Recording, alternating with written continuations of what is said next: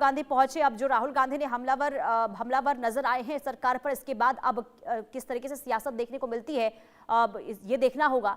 आगे बढ़ते हैं। इसी बीच एक और बड़ी खबर सामने आ रही है। अल फलाह यूनिवर्सिटी पर बड़ी कार्रवाई हुई है।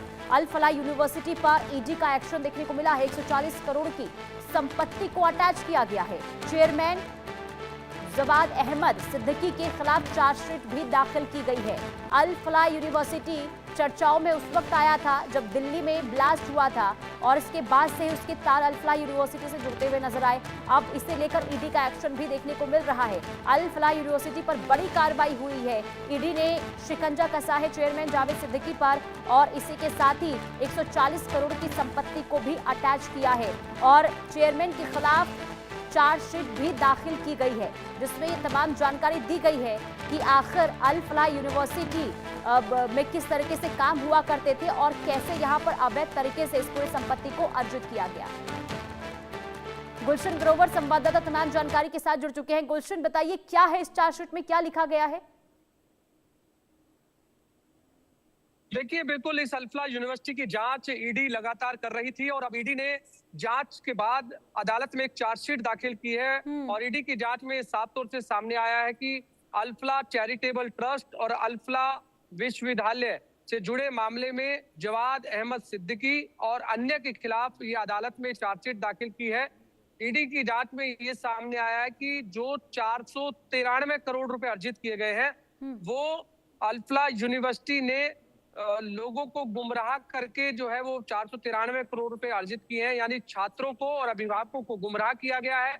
उसके बाद ये 493 करोड़ रुपए अर्जित किए हैं, जिसमें यूनिवर्सिटी की जो मान्यता नहीं थी उसके बावजूद भी ये बताया गया कि मान्यता थी।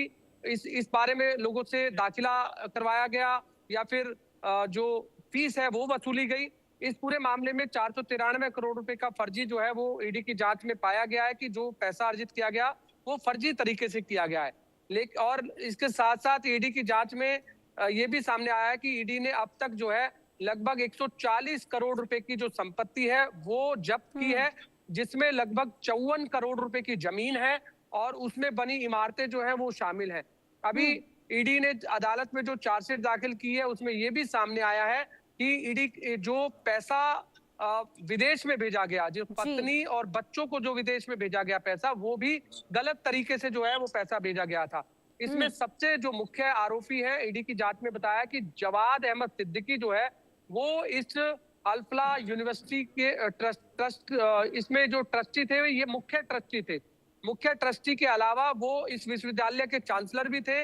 उनका पूरा इस अल फलाह यूनिवर्सिटी पर कब्जा था जी। जो बाकी के जो लोग थे वो केवल नाम मात्र थे, उनका कोई रोल नहीं था। सबसे बड़ा रोल जवाद अहमद सिद्दीकी का पैसा कैसे निकालना है, पैसा कहाँ देना है, पैसे को कहाँ ट्रांसफर करना है, ये तमाम जवाद अहमद सिद्दीकी के हाथों में था।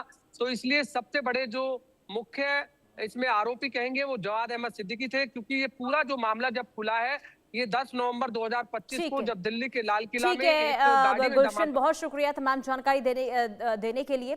कुल मिलाकर अब इस